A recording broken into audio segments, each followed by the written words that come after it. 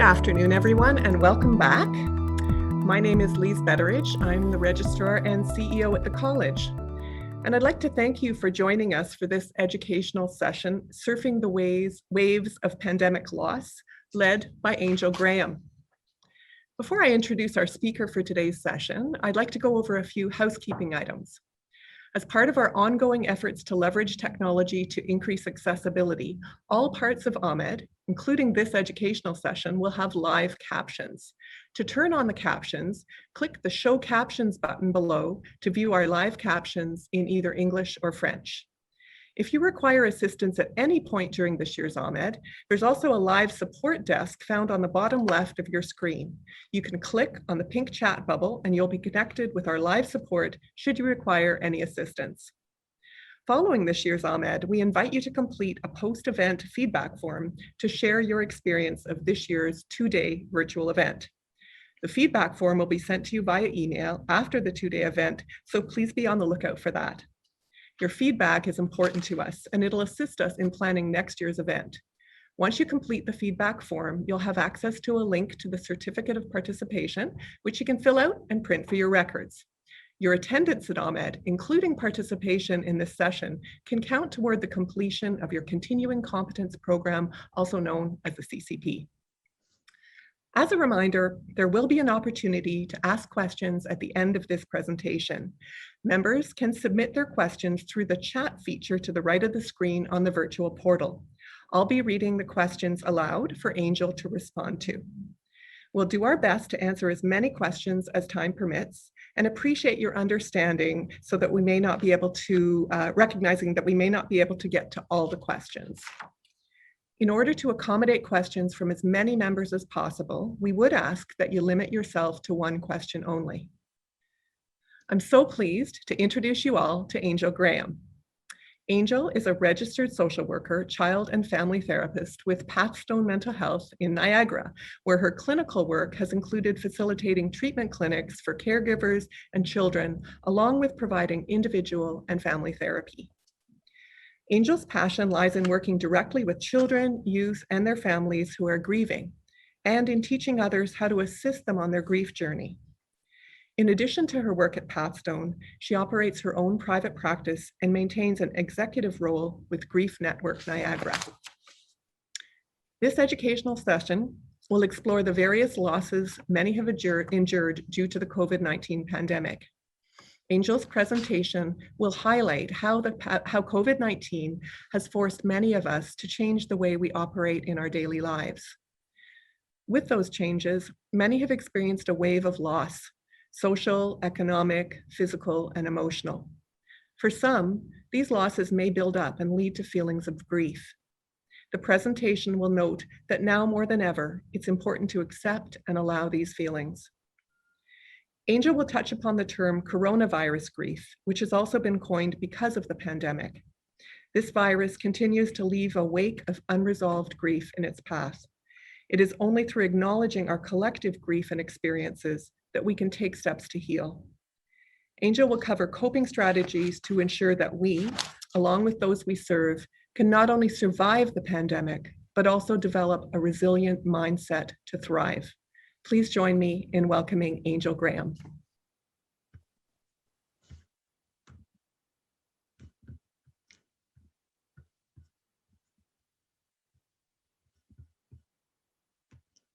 Hi there. Thank you very much for that lovely introduction. So as was just mentioned, my presentation is on surfing the waves of pandemic loss. So I'm just going to move onward. With regards to today's presentation, I would like to talk about this particular quote, which is kind of how I came up with the title, by Vicki Harrison. It's one of my favorites when it comes to grief, because grief itself is like the ocean and it kind of comes in waves, ebbing and flowing, and sometimes the water is calm and sometimes it's overwhelming, and all we can do is learn to swim. And I think sometimes when I think of some of the clients that I've worked with when they've dealt with grief too, is the clinician kind of becomes their life jacket, so to speak, to help them stay afloat during this turbulent time that they're experiencing, right? And for today's presentation, I'm going to talk about how this year, a year and a half, excuse me, it's a time of collective sorrow. And it's important for us to recognize that we're in the middle of this collective grief as a whole.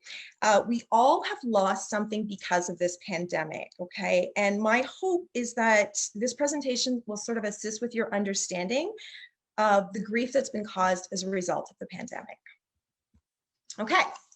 Have you ever thrown a pebble in a still pond and actually watched its impact? And the reason why I put this image into the presentation was because it sort of explains perfectly how when the pebble sort of settles to the bottom, what ends up happening is waves sort of expand outward, just like from the point of entry in the image there. And it disturbs the water in ever-growing rings of motion. And the one single event of a pebble falling into the water affects all of those around it, right? With multiple vast extending ripples. Death, when we think of death, and accompanying losses that accompany a death has that same ripple effect as well, setting off a disturbance that moves across time and space. So when we think of the pandemic, it was that pebble that was thrown in, and there were all these ripples that continue to occur and will continue to occur across time and space that we have yet to recognize and realize. So the ripple effect is not only an epidemiological crisis, but also a psychological one, as many of us are aware, right? It changed our lives, people's lives, in many, many ways. And the efforts that took place to prevent this spread of COVID-19 affected not only our jobs, where people work, the way kids go to school, play, their ability to gather in person with our own family and friends. And as well as these measures changed how people shop, worship, exercise, eat, seek entertainment, and celebrate holidays and special events. So for myself personally, this is just on a personal level, I do have a little boy that I absolutely love. And the one thing that we used to do on a regular basis was going to the movies. That was our thing. And I honestly, it's funny because he said to me the other day, when will the theaters reopen, right? So it's really interesting how we have so many things. So that's the entertainment, but so many things have been impacted as a result, right? And I'm just asking, and I know I can't see any responses or anything of the sort, but I just want you to think for a moment of other ways the pandemic may have impacted you or has changed another thing, how we sort of operate in society as a result of the pandemic. Okay, just kind of think about that for a moment. And then I'm going to share, because I did kind of go over this presentation with some of my social worker colleagues at Pathstone, and one of them brought this to the forefront for my attention, and it was dating. And she expressed that dating, the way we actually court and date each other, changed significantly as a result of the pandemic. So I'm sure some of you are aware, but dates and courting moved online to FaceTime or Zoom dates. And then most people would only meet for a socially distant walk. So it's interesting because people can also talk about some positives that have arisen by result of this, getting to know people more differently on a different level, that sort of thing, and having to get creative, so to speak. Now, with grief, okay, most of us want grief to work like this. Even the clients that I see, here, and then there's an end. But it's really, really messy. And I'm sure many of you have experienced it, right? And grief, the way we react to loss is actually what grief is, right? And it can be a reaction to events other than death. And for many of us, the pandemic has had a major psychological impact, causing people to lose that sense of safety, predictability, control, freedom, security. And the loss of routine was most upsetting for a lot of people. They just may not have realized it. Okay, we don't only take for granted our attachments to people, but we also may feel powerful attachments, to our work environments, certain places and certain things. So for a lot of teenagers and kids too, their school setting, as you know, is their second home. So they were very, very attached to that setting. And having, I think January, if I look at my own caseload this year, January was very difficult for a lot of students because they were glad to finally be back in school. And then the lockdown occurred again, right? And that caused an additional loss of routine for them in the sense, right? And of course, then we had winter and it was darker. So the experience of losing those attachments to places isn't as well defined as some other losses, okay? And this, of course, can also make it hard to deal with what has happened and how we move forward. So many people experience grief during the COVID-19 pandemic due to the extent of the losses, and they just may not realize it.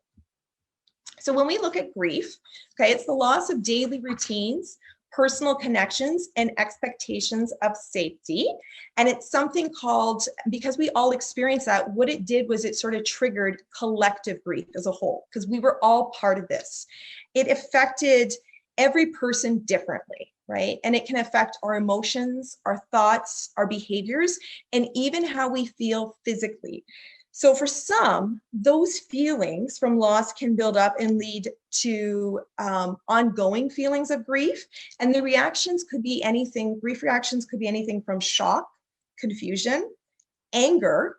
I do know some people that were even anger with some of the decisions our government were making. And of course, there's that numbness, denial. You know, I can't believe this is going on.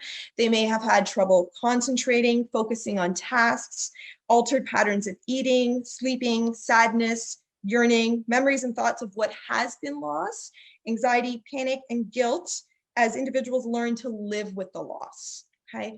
Grief, of course, is normal. And it's a natural process after a loss, but can be very painful to work through. One of the lines I frequently say is, you have to feel it to heal it, right? And a lot of us struggle with feeling those difficult emotions, but if you go through it, that's how you're going to heal it, okay? And grief, as we know, is not linear. And it's normal to experience a variety of emotions, as I just sort of spoke to there. And grief is often described as feeling like a roller coaster.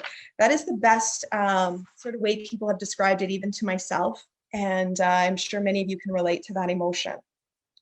Okay, so there were many experienced waves of losses. And of course, as was already mentioned at the start, the losses that have been impacted were everything from economical, physical, social, and emotional. And again, there's that losses of our sense of predictability, control, justice, and the belief that we could protect our children and our elderly loved ones, as well as ourselves, right? So the experience of loss is one of the hardest things that we can actually face. Okay. One of the most distressing things about this pandemic is the amount of loss that many of us needed to process, right? And a lot of us weren't given that time to sort of process it, right? In many of these situations, uncertainty about how and when the situation would actually be resolved was uncertain, right? And it complicated the grieving process, and it sort of made the loss harder to work through than it otherwise would have been. I have no doubt that many of you can relate to that alone, because even in my own work setting, I mean, we switched to working from home on March the 18th. Everything was really quick and fast. And then we got constant changes, right? And then when we slowly progressed back into the office, it was with wearing protective gear. And now we also do COVID screenings. So it's constant change, right? And you're kind of constantly having to adapt.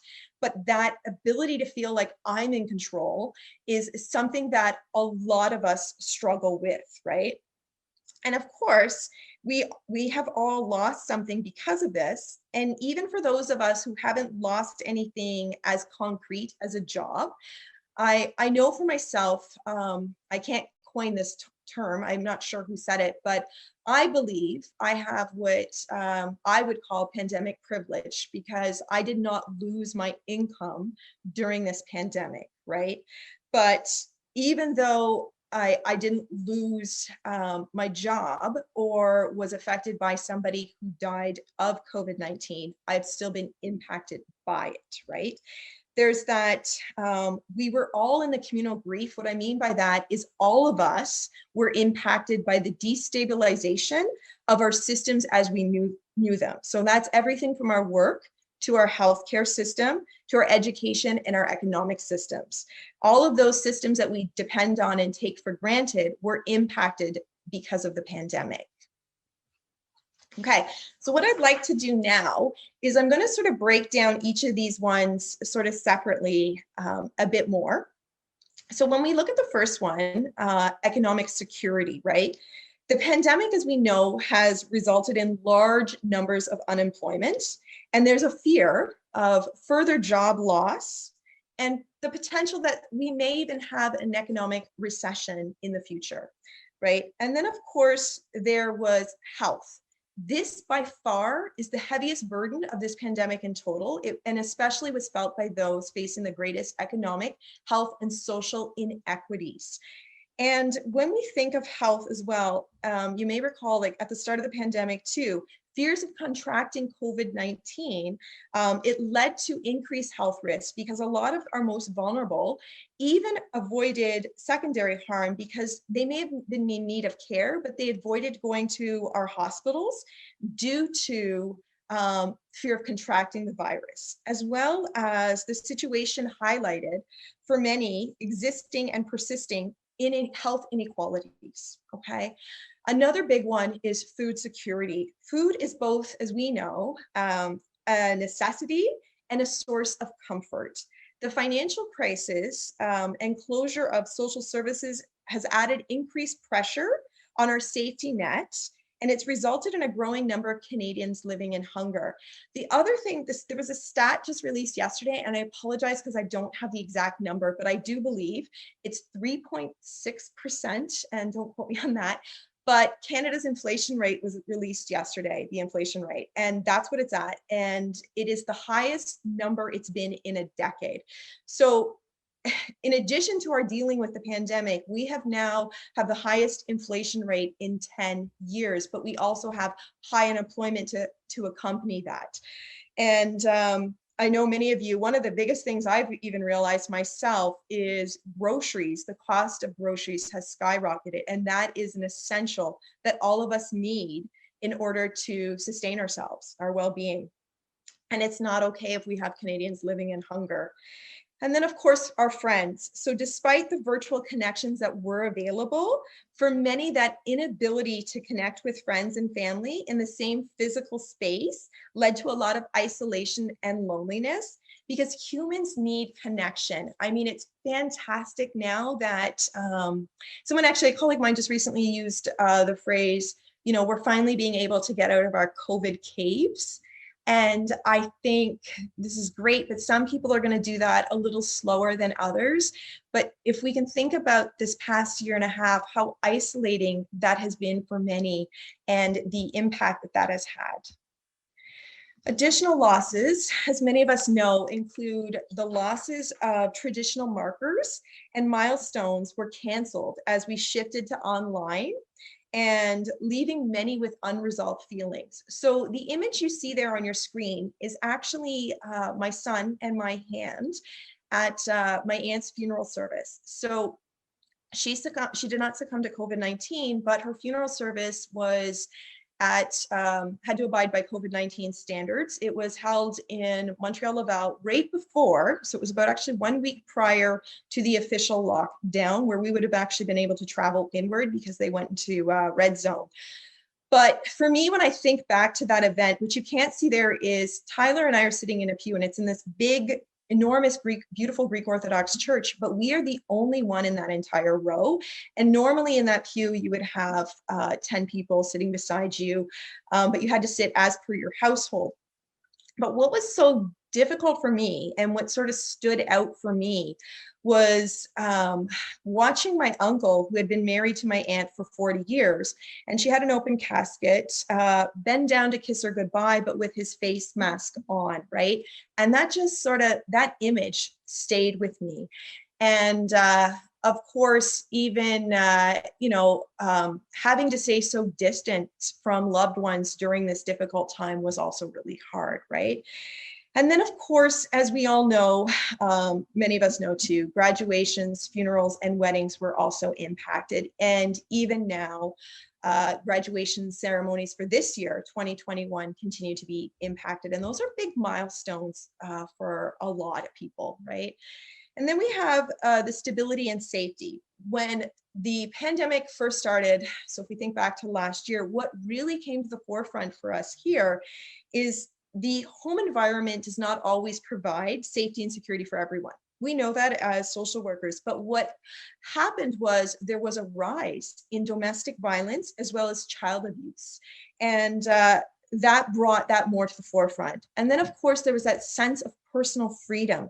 While physical distancing, measures were a necessity and needed to be put in place, that left many individuals feeling like prisoners in their own homes. And I've spoken with, my immediate family actually resides in Kingston. I do live in Niagara, and I haven't seen them other than a quick stop on that way to Laval. I have not seen them in a year and a half. Didn't spend Christmas with them or anything of the sort, like many of you. And it's interesting because my mother and her neighbor, that's how they sort of described it, was they feel like the lockdown made them feel kind of like prisoners in their own homes.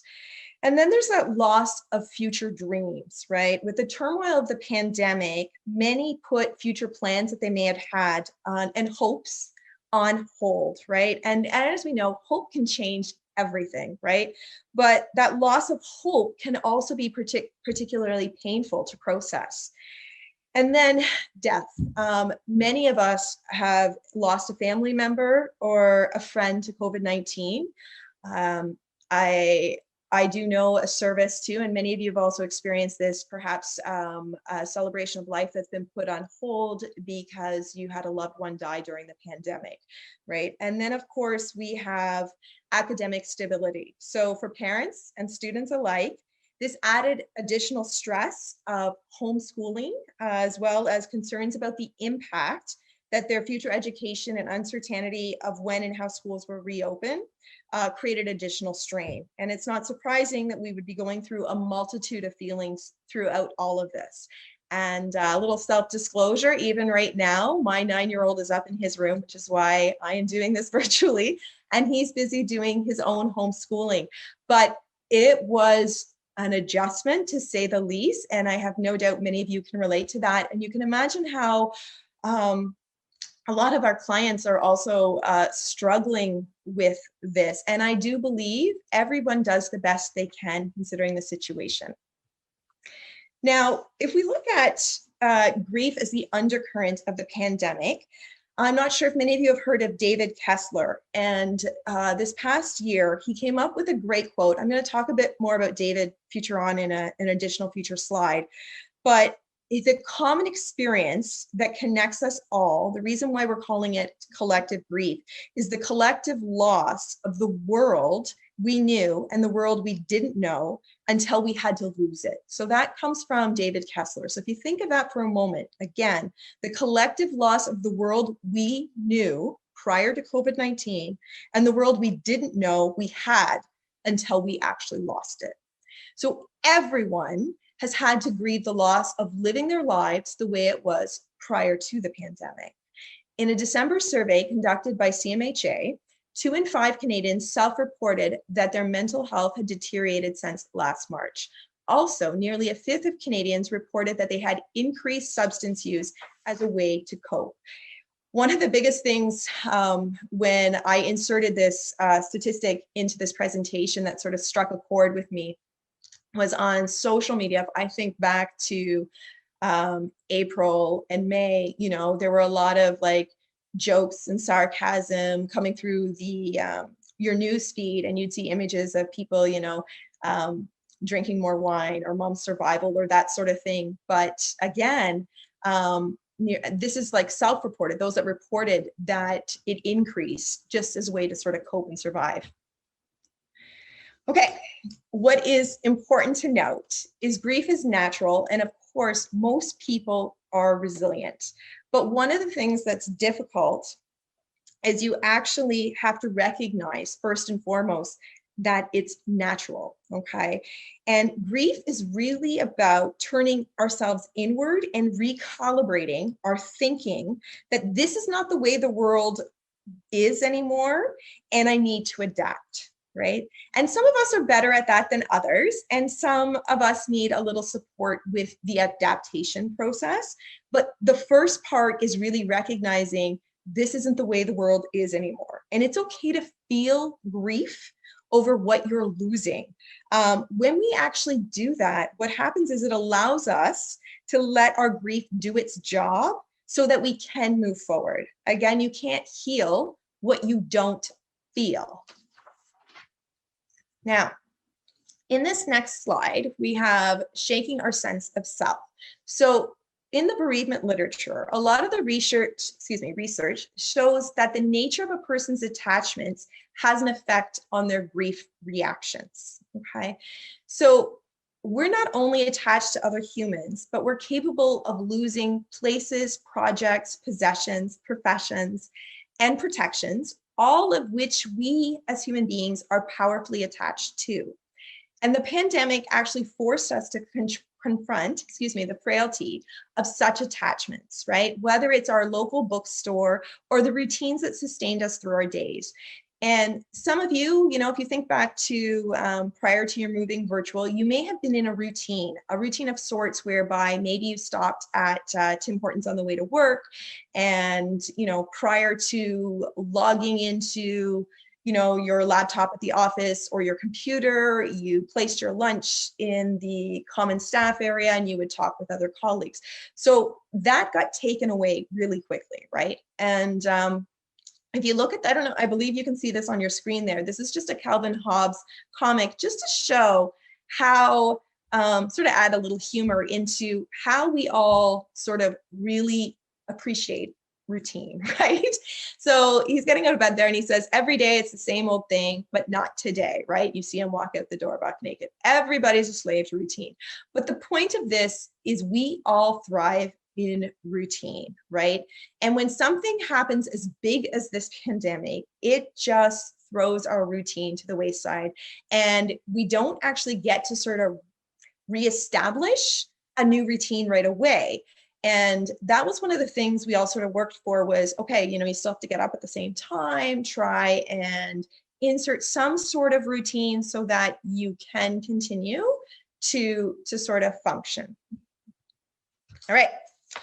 So this image here, and I'm sure many of you have seen it before too, just sort of shows this is what the suffering you see, but the suffering that's never talked about. And when I often work with kids and even some teens, what I'll do is I'll use some paper plates and get them to sort of draw an image of sort of the face they sort of present, perhaps whether that's when they go to school or whatever, to others. And kind of like, this is, the way I look. And so I'm smiling on the outside. But now show me what you're feeling on the inside. And they put that on the inside of the paper plate. And on the inside, you may see tears coming down the face. Some kids, you may see anger. And some actually even show you, I'm angry on the inside, but I'm hurting I'm angry on the outside, but I'm hurting on the inside. Because what we want to do is talk about what's below, right? Or what we're hiding inside, or don't even know that that's what we have to process and talk about, right? So as the pandemic evolved, people have had to confront this series of losses, right? And if you think back to those previous slides, going forward though, people will still have to experience new losses that we right now cannot predict, right? We're talking about grieving a living loss, which in some regard is more difficult than something that's final, like a death, because what happens is it can keep going and going when you have a living loss. We don't only grieve for what's actually missing, but we're also for the ways in which those losses affect our sense of self. And that comes from Dr. Bonomo. You can experience grief over anything that feels like a loss of identity. And that's why research shows losing one's job, it can trigger a period of anxiety, prolonged grief distinct from anxiety and depression.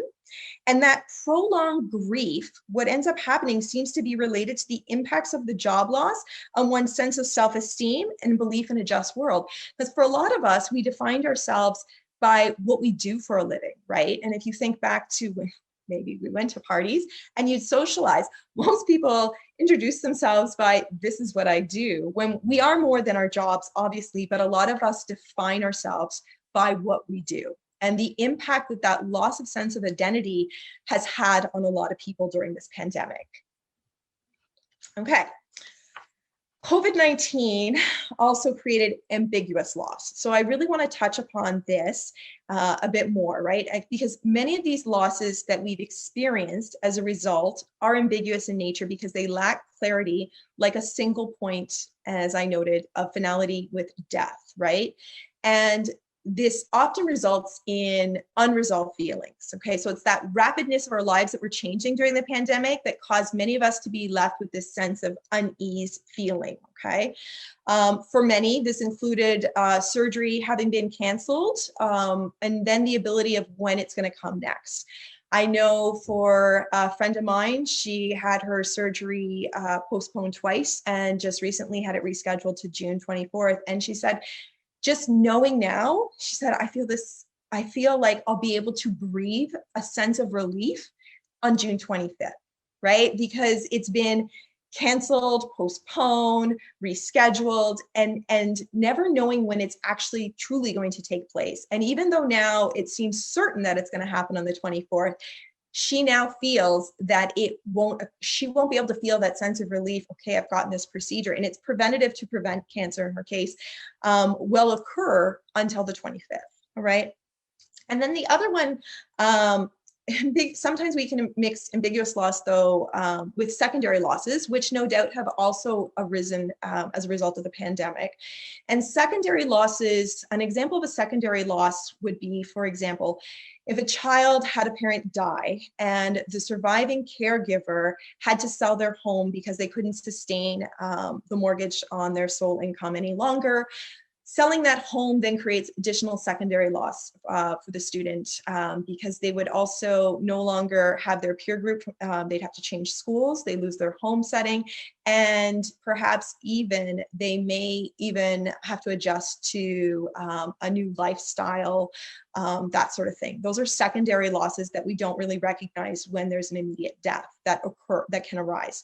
The other thing with this pandemic, and a big ambiguous loss that I can sort of give a prime example of that I became more aware of was my son when he started his new school. So he started grade 2.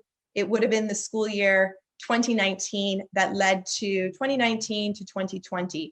So he was in March break 2020 is when his grade 2 school year closed, right? So when he started at this new school for grade 2, because we had just moved new locations to Beamsville, when he started at this new school, he made a best friend that day. And that little boy, also similar situation for why he moved to a new school, they became best friends. And they both moved to the area. But what happened was during this past year, 2020, 2021, grade 3, is he came home very upset. This was right before the April shutdown, that his best friend was changing schools and would no longer be attending his homeschool. I was confused by that, so I texted the young boy's mother and found out that because after school care had been canceled, this woman couldn't maintain her job because she had nobody to pick up her children after school, which required her to then send her children to a different school whereby she could actually get a caregiver to pick up her boys after school. So that's an example. I don't think we realize a ripple effect that this pandemic has had. And that just sort of like, my heart obviously broke for my son, but I'm like, wow, this has impacted kids and families in so many ways that we're not aware of, right? And that's just something to keep in mind. Now, just so you're aware, because I do have to give credit where credit is due, Dr. Pauline Boss, she developed the term ambiguous loss, and it was helped to explain the reactions people feel when experiencing grief that is marked by the inability to confirm a person's whereabouts, their death, or their ability to come back and return to normal. So if a body's never found, you know, that's that ambiguous loss as well, right? But it also prompts an especially challenging kind of grief. It's confusing, disorienting, excuse me, and it defies popular ideas about closure.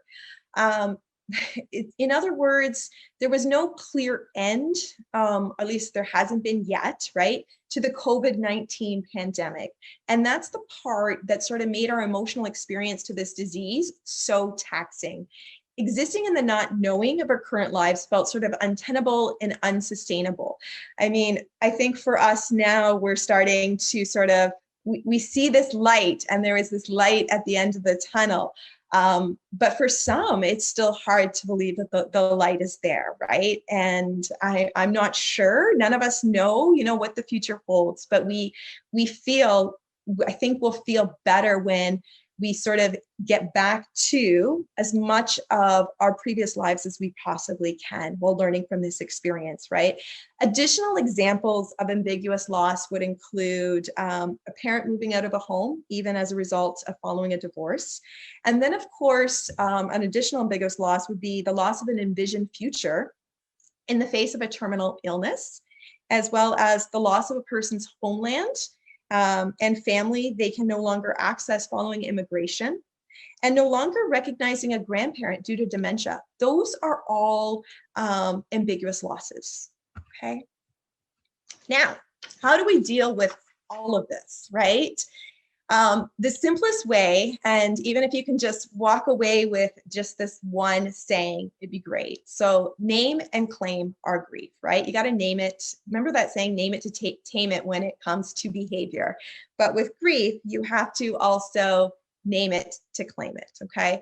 With the whole world confronting larges, both large and small, how can people cope with their grief, right? So this saying actually came from Dr. Peneber. So he was the director of the Portland Institute of Loss, or is, excuse me, Portland Institute of Loss and Transition.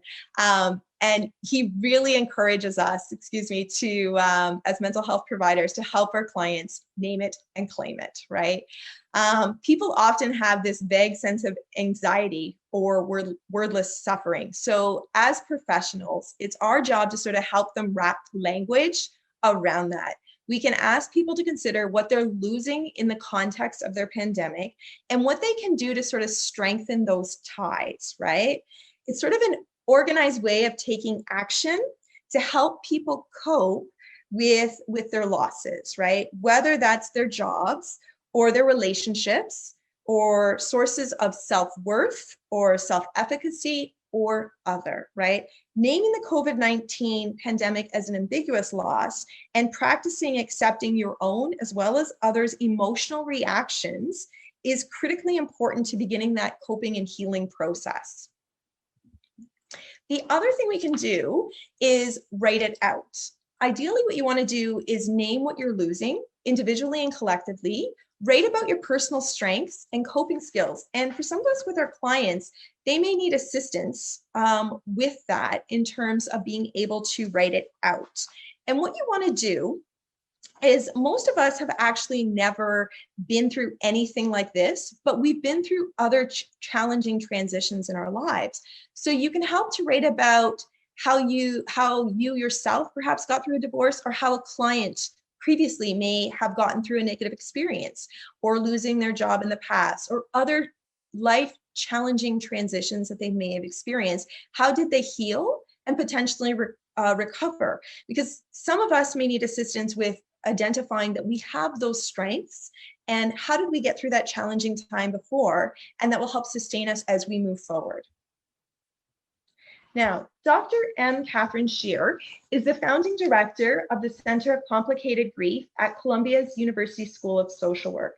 She developed additional tips to deal with the sudden loss of a loved one and coping with grief. So again, that sudden loss. So you want to know your feelings are valid. I sort of put these points in bold because, as I said, grief is messy, but again, it's a natural response to loss, okay? And most of us need to validate not only our clients' feelings, but also our own.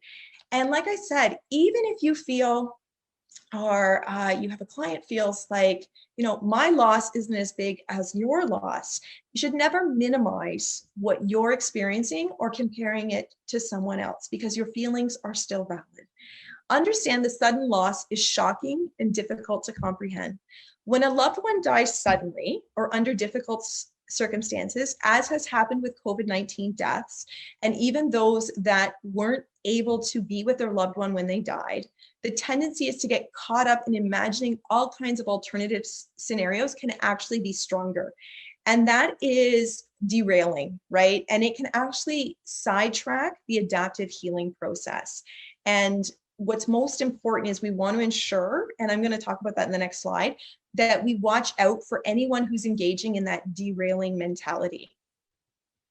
So in terms of how one's thoughts can derail one's healing process, if they take up too much space in your mind, certain kinds of natural thoughts, feelings, or behaviors can actually derail the grieving process. And some of those include protesting the death or self-blame, guilt. Guilt, an example of guilt would also be, if I didn't, gosh, I'm just trying to think for a moment, I apologize. If I didn't bring, for someone who maybe didn't know they had the virus and brought it home and someone else contracted it, that would be a lot of guilt to process, but would also majorly derail that person's healing. Anger or shame, or imagining ways things could have gone differently, and losing faith in oneself or others, and excessive avoidance of reminders of the loss, and extreme social isolation. Sorry, I apologize, my slide's not moving now. I don't know. There we go, sorry. So researchers have also suggested that people keep journals to put words to losses and to help us identify ways to move forward. As Dr. James Peneber, Baker, has shown, writing about our emotional upheavals can both improve us both physically and our mental health, okay? Oops, slide's in the wrong spot. So other ways to sort of find meaning. I want to talk really quickly about this because I am cognizant of time, because I did say I would mention David Kessler again, but David Kessler sort of added like a 6th stage, and again, nonlinear, so I'm going to emphasize that, to Kubler-Ross. And that was finding meaning, right? And he did some research into the lives of those who were in concentration camps, but didn't let their experiences, like they processed their pain and was able to move forward. So he studied those, and what he sort of came up with was sort of some 6 guideposts. And the 5th one was finding meaning to all the losses that we may have experienced over the last year and a half can actually help us understand. And part of that also in the future, when we think about, is we're going to be able to identify what worked during a lockdown and what didn't work, right? And it's okay to say the pandemic sucked, but we still have to find meaning from it to move forward, okay? You want to notice what is still present about your pre-COVID life, where you are resilient, and then sharing this with others. What are you still doing well despite the stress? And what new things you have discovered about yourself, perhaps even your family, or where you are thriving. And notice that these successes and then talking to others about their resilience helps us to be more flexible and open-minded in the process. Okay, so really quickly, because I'm cognizant of time, our social connections are still important. It's well established that social support can be critical in helping move on from grief rather than getting stuck in it. This posed a significant problem, of course, during the age of physical distancing. So social workers, as social workers and social service workers, we can encourage people to stay connected with their social support networks, again, through phone calls, text messages, etc. But we want to ensure that they continue to do that even as they emerge from social isolation. Okay, these are the quick steps to mourning a loss. And ultimately, what you want to do, as Dr. Warden has identified, acceptance, the reality of the loss, experience and process the pain of grief, adjust to the world without the deceased or with the loss, and find a way to maintain connection to the deceased loss while embarking on your own life. And these are just some simple, quick additional ways to cope. And most of us know that: exercise, self-care, etc. This is kind of a beautiful image to sort of ending this presentation on. My son and I did a lot of hikes. That's actually 50 points here in Niagara that we would go on after a work day or virtual school learning day, okay? But encourage yourselves and those around us to mourn all losses, whether they're big or small. It's important to talk with someone who actually gets it. And of course, creativity is important, as is nature, especially with our racing thoughts. While many people will be resilient to the changes brought by this pandemic, the global crisis has tested others in a major way. A summary of findings from the second of 3 waves of a cross-sectional monitoring survey on the impacts of COVID-19 on mental health in Canada, which was led by UBC and CMHA, found. I'm just going to show really quick, because this is actually getting near, I know we're wrapping up.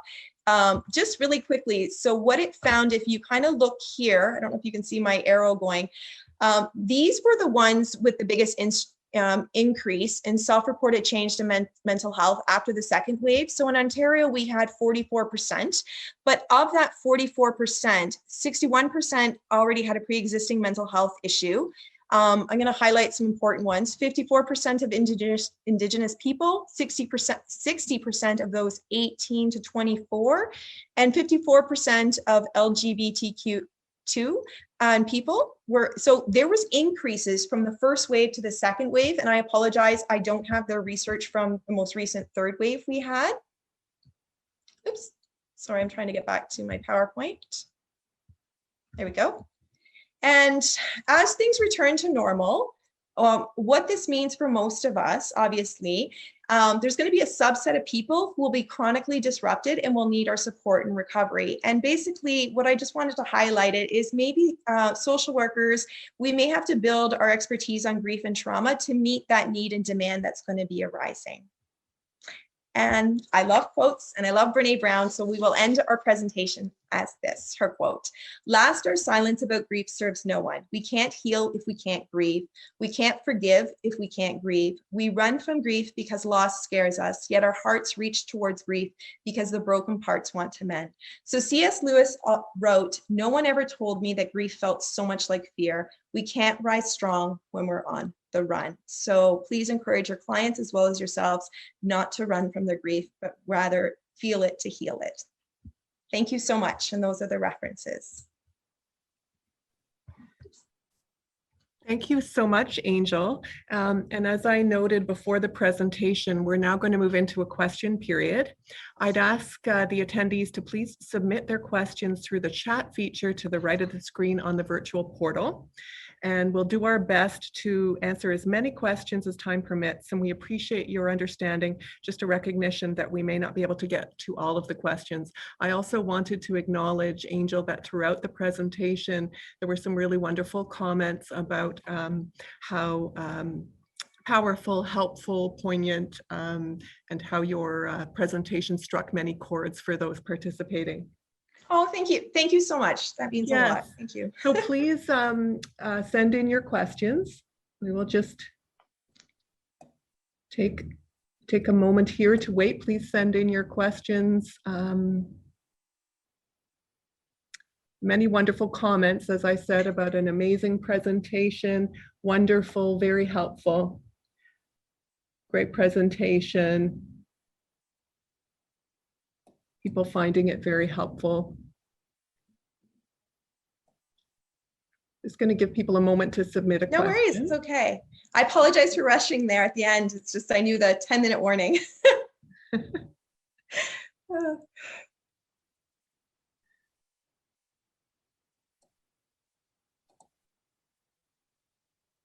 And the comment about ambiguous loss.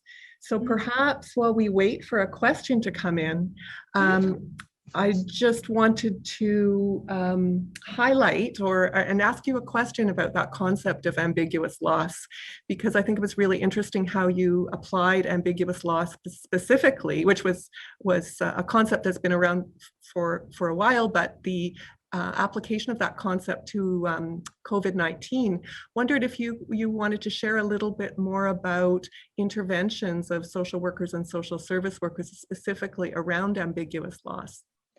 Yeah, I think, well, I mean, for me personally, even when I was putting this presentation together, right, it's sort of because I came across that when Dr. Pauline Voss actually spoke of the pandemic and it being being similar, that a lot of people were experiencing ambiguous loss because of the pandemic. So that sort of struck a chord, and it made me think a bit more on how I could assist some clients, because it's one of those things people don't really talk about, like may not even realize what I'm feeling is related to the loss I experienced, and how I would assist a client in terms of interventions was first getting them to identify it, right? Like that whole name it to claim it, identify it, and then again, look for ways they may have experienced, handled other situations that they may have forgotten about, right? In terms of that.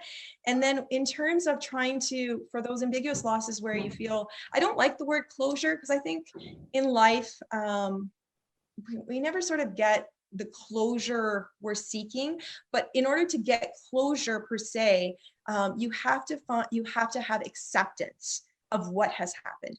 That is the key. And if in your sessions, you can work with your clients or even yourself, is get to a place of acceptance that will help you deal with ambiguous loss or death or grief by a death or that sort of thing. I hope that helped. Thank you so much, Angel. And of course, now the questions are coming pouring in. Of so course. I'm going to start with a few. And one is to ask if you could please repeat the quote from Kessler. I'm not sure if that puts you on the spot or if you have it handy. Yeah, just if you want to give me a moment, I can get it handy because it is beside me here, but I just have to find my page. So just one moment. But if you want to, because I don't know it off the top of my head, I had it down. But if you don't mind just maybe asking. I will ask another question. Which I got it. I got it. Okay. Magic. Great. All right. So this quote came from 2020. So just last year. So I'm assuming this is the quote with regards to how he defined collective grief and its importance. So the common experience that connects us all is the collective loss of the world we knew, the world we didn't know we had until we lost it. And I hope that's the quote they were looking for. Thank you, Angel. No worries. The next question, do you think support groups or individual therapy will or should shift based on grief and loss during COVID times? Oh, interesting question. I know that a lot of support groups did continue virtually. I can't speak how those have gone or shifted.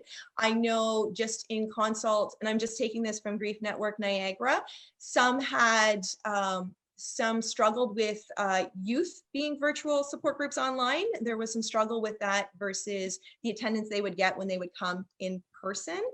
That I can tell you myself, I've done both. I've done in-person individual grief therapy as well as virtual, and it's just required some adaptation in terms to that.